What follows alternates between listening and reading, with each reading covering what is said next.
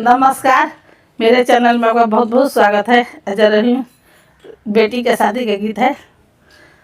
गागर ले बेटी सागर चलनी, गागर ले बेटी सागर चलनी, सागर गईले सुखा, गागर लेइया सागर चलनी, सागर गईले सुखाई,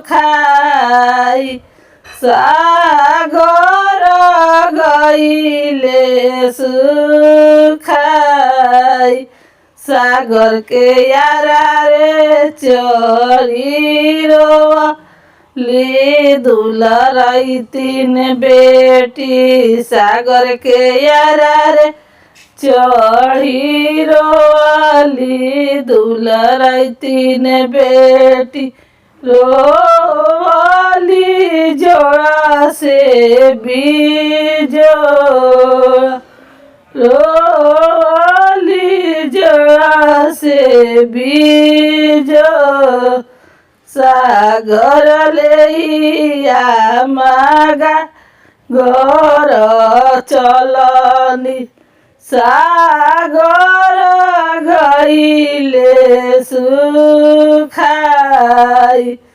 सागर गईले सुखाई, आपन चाही दिलवा बेटी का करबोइला, चाही दिलवा बेटी का करबोइला, ककरी के भतिया बेटी देख तो सोहावन,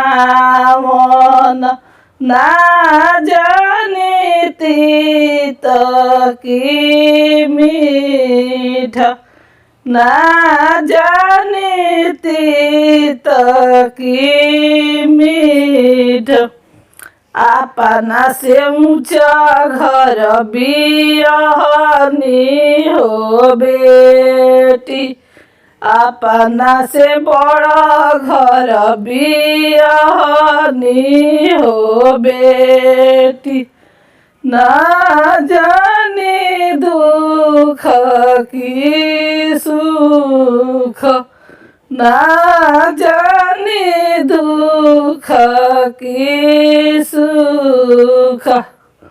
वीडियो पसंद तो वीडियो को लाइक कीजिए, चैनल सब्सक्राइब। फिर मिलते हैं अगले वीडियो के साथ।